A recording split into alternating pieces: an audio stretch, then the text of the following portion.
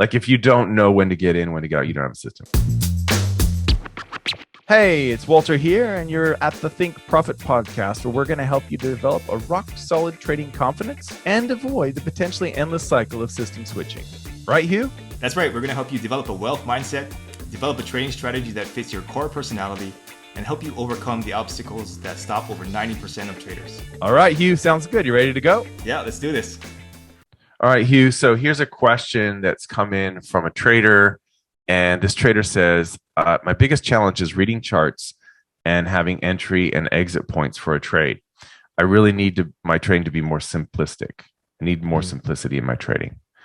Okay, so my thoughts on this are that you don't have a system. I hate to break it to you, but like if you don't know when to get in, when to get out, you don't have a system. So I would say what you need to do is read books or go to the dark corners of the internet, figure out how other traders are trading. Use that as a basis, something that makes sense to you, that resonates with you. Use that as a basis for your trading, and then go out and back test it. Get some data on historical markets, see how it performs, get your numbers before you do anything else. Because what you're doing right now is you're just looking at the chart. It sounds like you're just looking at the charts and you're just saying, well, what do I do? Do I buy or sell here? Where do I put my stop? Where do I put my, and you're just totally open. And it's like letting a 3-year-old out into the wild. It's not going to end well, right? You got to have rules and everything. So what are your thoughts? That's my thought.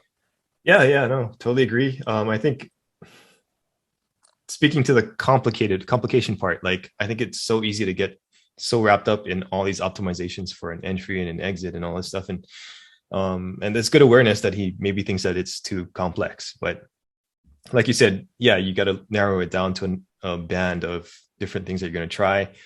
And one exercise that I think is helpful is to just think about what are some parameters that you could put over the market that would lead to some sort of advantage in the market. So for example, you could play like the Asian session breakout, right? Or the London breakout, right?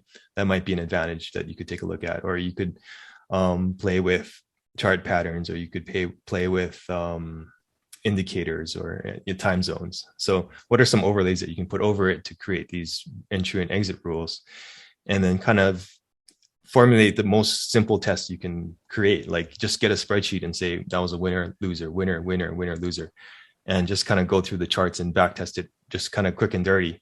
And that's a good way to get started. And then later on you can get into like more complex software and do all the statistics or whatever. But I think that's a good place to start, and just play around with these ideas that make sense to you. Where do you think you're going to have an advantage? Right. Okay.